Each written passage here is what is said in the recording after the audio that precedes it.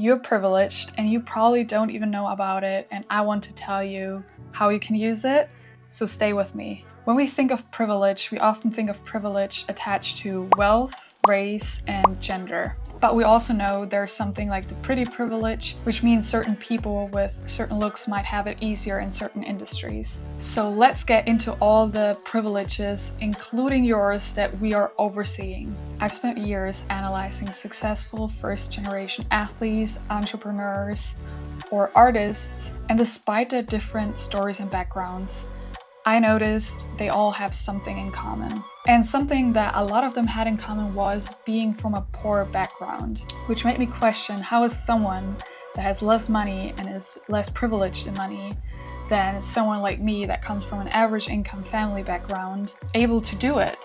And I want to give you one example. Imagine you have $10,000 cash with you in your wallet. You will probably not go to certain sketchy neighborhoods. You will probably not end up going to an overcrowded area where it's way easier to get pickpocketed. And that's probably because you don't want to risk losing your money. And the same thing applies to success. And I call it the no money privilege, which sounds a bit crazy, but people with an average income, with a stable job, they have something to lose, right? They have something to lose, like their average income, the place that they live in, their stable job. So they're less likely to risk something because they want to protect what they have.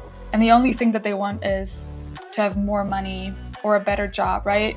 But they don't want to downgrade, obviously. While other people that are from a poorer background, they're already faced with their reality.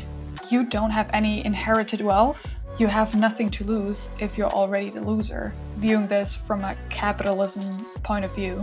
Which means people with a poorer background are more likely to put their all into sports. So they might start a business with all the money that they already have because they know they don't have anything to lose. And you can witness it with many people that are willing to take bigger risks. One example is a couple that I've seen on Instagram that rented out a bigger apartment that they couldn't afford yet, and it kind of forced them to figure out ways to make more money or to spend less money in order to afford their rent.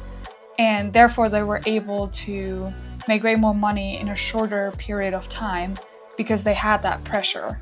But because the success is not guaranteed by risking something, this is the reason why most people are not willing to take a risk, because it's not guaranteed that you're going to succeed in the first place. Which leads me to my next privilege, which is the geographical privilege. I'm from Germany and I've lived in New York for a year. And one thing that New York taught me, that anything is possible because of the people that I met that made their dreams come true, the exhibitions I went to, events I went to, where I was able to connect with people from a similar background like me, and they were able to just do it. But everything comes at their cost, and so is New York, because rent prices are insane and inhumane. I've read something saying that if you make the minimum wage in New York, you would have to work 120 hours a week to afford a 1.5 bedroom apartment. But something that I also learned with that is that because the financial pressure is so high, people are just going all in and trying to make money in any which way, because in that city you can make money with literally anything as long as you're creative enough and find a solution for a problem. Because housing and the space is so limited in New York, there's people that have trampolines and they put them up in a park and charge families for their kids to use it $5 5 minutes, or dress up in a costume to make money by charging people to take photos with them at Times Square. There are so many opportunities out there. And I've met people that made all sorts of businesses in New York. You would not be able to make money in a different area doing that, but in New York you are able to do that.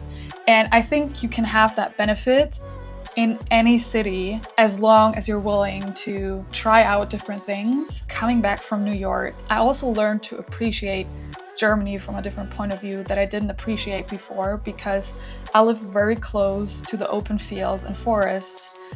I was able to understand, okay, my nerve system was able to calm down more by taking longer walks or going on runs in nature.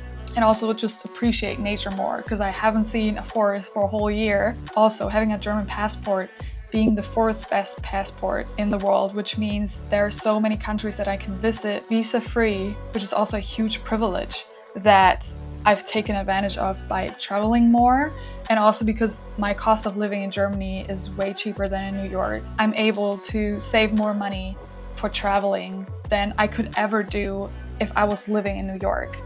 So any place has their own privilege because of maybe the nature that it's surrounded by, the climate, the people and culture. And I think that can already make the difference by understanding the advantage that you have. Another privilege is your situational privilege, which means where are you in life right now? Being single with no kids can be a huge advantage without having to worry about being responsible for someone else, as well as having to compromise in the first place because you might be with a partner that, can't move because of their job. You're very free to make choices. Being young can also be a huge privilege because you don't have acquired as much knowledge yet, which oftentimes doesn't even seem like a privilege, but most people in mathematics that have huge breakthroughs are below the age of 30, and that's because they haven't acquired as much knowledge yet,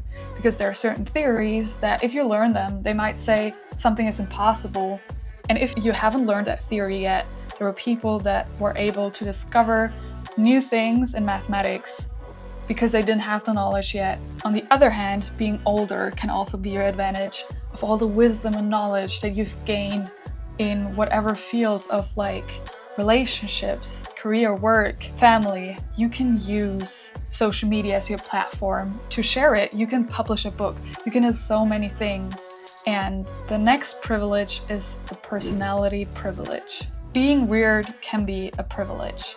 People that think outside of the box, people that are called crazy, people that don't follow a certain pattern. These are usually the people that have breakthroughs in science and businesses because they do something differently. We all have different talents, like some people can sing or draw really well, and they can use that as their outlet for emotions or to connect with other people, having it on display for the world to see and appreciate. My parents recently told me that I was able to speak after just 6 months, which is very early.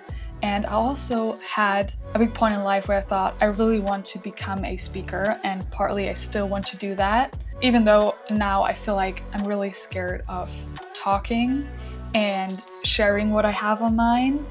But the only way that you can find out your talents in personality is by trying out different hobbies, different instruments, sports, whatever it is. And even if you feel like I still haven't figured it out, you have a story to tell.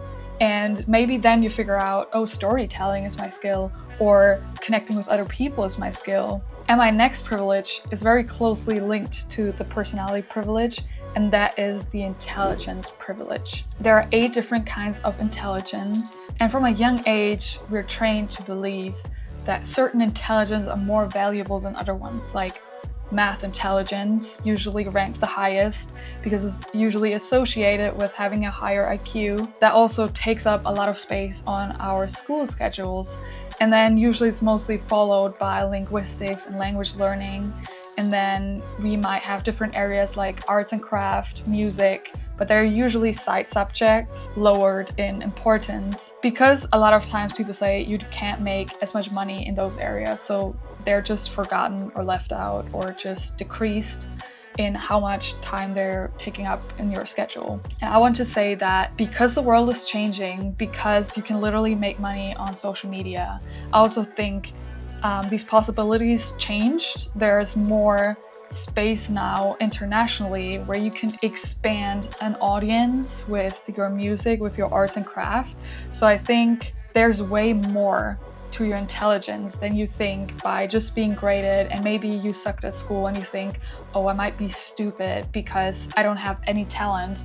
And it might just be outside of those things that you learn in school, because I would also say that I have a very high emotional intelligence, which doesn't really get appreciated in school. There's no subject that's grading that specifically. So I also grew up in the school system thinking, actually, I'm not really talented because there was no subject that would come easy to me. And I also think the only reason why my English is really good is because I just kept on practicing, but it was very much outside of school as well. So it's really about trying different things, and just like me learning a language outside of school that helped me to build a more international audience on my YouTube. You can build certain skills by, understanding your talent by just trying a bunch of different things. Whether they work for you or not, you're always going to take away something that you learn and that you can apply in a different area that will help you later on. I just want to use this to encourage you that there's so many different ways to work with your resources and what you have. I could talk about this all day long, and if you want to, I can make another video, either a part 2 about this in general, or about the different kinds of intelligence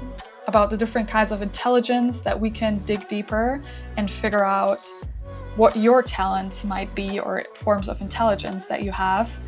And I hope you like this video. I hope you're going to stay tuned for the next one. Bye bye.